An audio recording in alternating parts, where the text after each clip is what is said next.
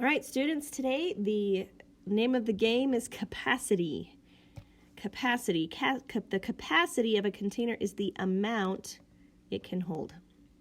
Okay, so the capacity of this container, every cup has 8 fluid ounces in it. Okay, there is a conversion unit on the next page. Each one of these lessons kind of has one of these charts that gives you all the details of what each thing is. This information you can always pull up on a chart for the rest of your life. However, you're going to be so much better off if you take the time to memorize it. Now, I have shown in the bonus material of our Google Classroom, if you go into classwork now, you'll see there's some optional boredom busters here at the bottom. And there's a gallon guy option, and with that gallon guy option, you get this gallon guy, but you'll notice that our gallon guy is missing one of our features, and the feature that it is missing is that it doesn't include anywhere on here the 8 ounces that go with the cup. So the boredom buster, for you, if you want to, is to go and draw some sort of creature that includes all of this. That's similar to the gallon guy that might help you remember what all these different things are, but that will also help you be more accurate to include the 8 fluid ounces. So let's move on with our assignment today. Starting with unlock the problem. Mara has a can of paint with 3 cups of purple paint in it. She also has a bucket with a capacity of 26 fluid ounces.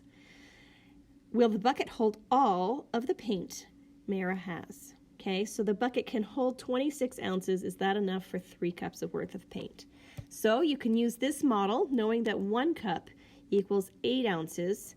We can say if we have 3 cups, such as this one, a total of 3 cups, we would then do 3 times 8, giving me 24. So again, if we have 26 fluid ounces and a total of 24 ounces worth of paint, we know that we can definitely put the paint in the bucket. So at the end, since 24 fluid ounces is less than 26, we know that Mara can hold all of the paint. So Mara's bucket will hold all the paint. Okay? What if, looking down to this next part, what if Mara has 7 cups of green paint and a container filled with 64 fluid ounces?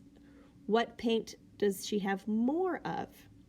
So we want to get just like with fractions, you need to get a common denominator. You need to either go with cups or you need to go with ounces and convert them one way or the other. So you could either divide 64 by 8, or you could multiply 7 by 8 to get the 8 fluid ounces. So 7 times 8, everybody, is 56. So I have 56 fluid ounces of the green paint. So obviously, if there's 56 green and 64 yellow, there's more yellow. Why is there more yellow? Well, when we multiplied 7 times 8, we ended up with 56 green, and that's less. Okay? I'm not going to go into all the details there. Looking at this next page, Coral made 32 pints of fruit punch for a party. She needs to carry the punch in 1-gallon containers. Okay, so pints. Again, we want a common denominator or a common measurement. If I've got pints here, and I know there's 2 cups in each pint, and a gallon here, but there's 4 quarts in each with 2 pints, which would end up making it 8 pints in a gallon. I want to make it the same. So if I have 32 pints of fruit punch and each gallon holds 8 pints, let's make pints our common denominator of sorts, or our common measurement. So convert 32 pints to gallons. Okay, well, if I know that there's 8 pints per gallon, I can go, how many times does 8 go into 32? 8 times what is 32? Well, they've got us doing it in two parts. They first have you converting it to quarts. So 32 divided by 2 will leave you with a total of 16 quarts. But then you've got to then convert again, 16 divided by 2 again, or 4, excuse me, to get to the gallons, would give you 4 gallons. Now, I just figured out that there was 8 pints in a gallon. So I went straight in my mind and said, what's 32 divided by 8? Well, it happens to also be the same as 4. So she needs 4 1-gallon containers to carry the punch. Okay? So your biggest thing here in this chart is to try to memorize it as much as you can. And think, okay, well, if 1 gallon is 4 quarts, it's 8 pints, and then it would also be 16 cups. So it's good to kind of look at it in all of those different ways so you don't have to convert it twice, like with these problems, because then you just know. Okay, moving on. Let's try some more together. Use the picture to complete the statements and convert 3 quarts to pints. Okay, well, if I look at this picture, this is a nice visual. Okay, so for 1 quart, I get 2 pints. So if I have 3 quarts times 2 would give me how many? So if 1 quart is 2 pints, 1 quart is greater or more than 1 pint. So 3 quarts times 2 pints in 1 quart equals 6 pints. Okay? So now we've got to think gallons to pints.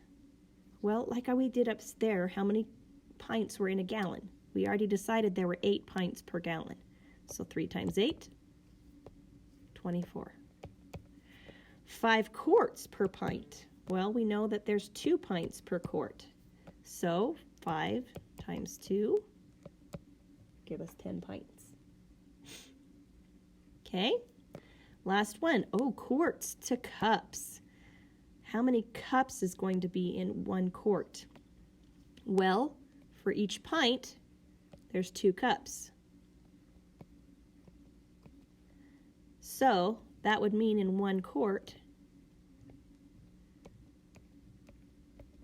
I have 4 cups. So 6 times 4, you're going to end up with 24 cups. Okay? So, like I said before, and I keep saying, converting these to, or memorizing that conversion chart is going to be so much easier in the end.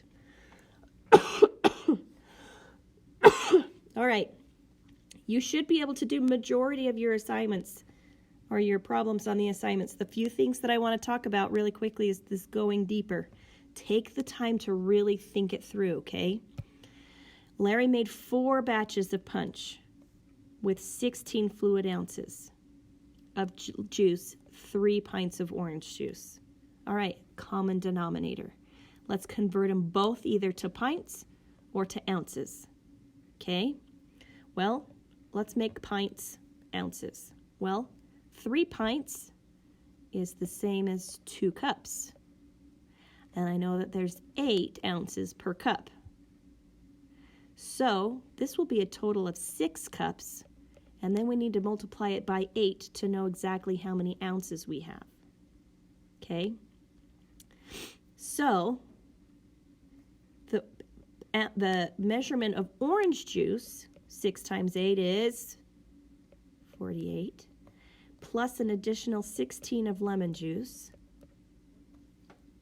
will give you what? 48 times 16, or 48 plus 16, excuse me. Did I do this right?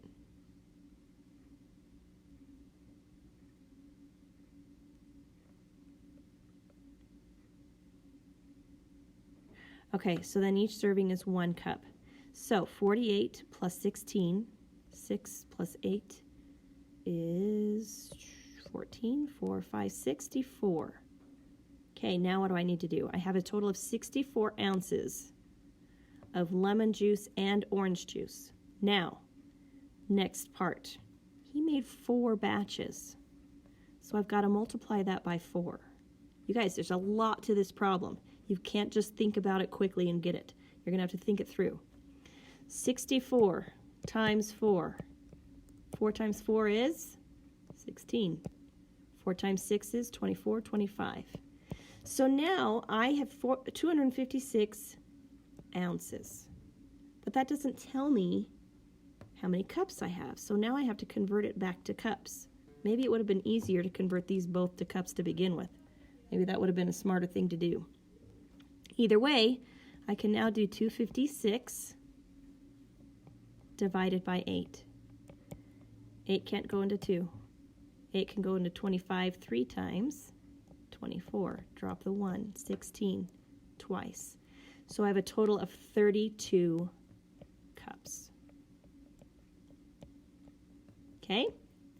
So, read each sentence one at a time. Draw a picture if you need to make these kinds of problems make sense. They are going deeper on purpose. They are meaning for you to think about it. They want you to take the time to really kind of digest it and dig through and see if you can think through these problems, okay? So don't expect them to just come off easy. They're meant to make you think a little harder. Okay, I'm going to skip this next going deeper one, but really all it's wanting you to do is pull the information from the charts and graphs like you did last year, or not last year, last chapter. If there's 1 quart, there's 2 pints in a quart, that'd be 2. If there's 2 quarts, 2 pints in a quart, that'd be 4, right? We go through that way. And then they just want you to chart it like you normally do. Which one comes first, X or Y? You're saying X in your heads, I know it. So, this is the X, this is the Y. Mark your X's first. 1 up to, that'd be your dot. Okay? So, write the rule for the pattern. You should know how to do that from last chapter. If you don't, go rewatch the interactive student editions from the previous chapters. Okay, we've got think smarter. What other pair of customary units of capacity have the same relation to parts? I'm going to have this go back to this 25 right here. Shelby made 5 quarts of juice for a picnic. 5 quarts. Some of us might need pictures. 1, 2, 3, 4, 5 quarts. I'm just going to put a little Q on them. Oh, look.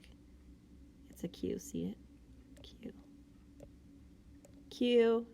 These are 5 quarts of juice for a picnic. She said that she made 1 1/4 cups of juice. Explain Shelby's mistake. Hold on a second. 5 quarts, but then she converted it to cups. If we tried to convert this to cups, what would we see in terms of cups? How many cups are in a quart? Do you remember? There's 4 cups per quart.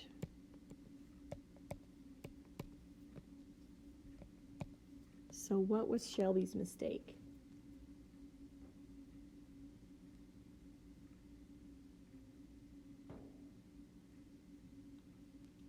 Okay, so what she ended up doing, does anybody see? Did she multiply or did she divide by 5? What should she do? If we've got 5 quarts with 4 in each, 4, 8, 12, 16, 24. 20. So she should have ended up with 20 cups. But what did she do? What's 5 divided by 4? So Shelby's mistake is that she divided instead of multiplied. Okay, so take the time to really read through the problems and think through the questions and make sure that you understand what it's asking you for. And if you have any other questions, please shout out to me via email or on the Google Classroom and have fun. Let me know if you do anything other fun projects to do with this. You can do a lot of cooking. Pull out the stuff in your kitchen and see if you can see any of these places where you might see quarts versus cups and pints and ounces and all this jazz. If any of you ever cook for the rest of your life, you're going to be glad to have this information. Okay, have a good afternoon.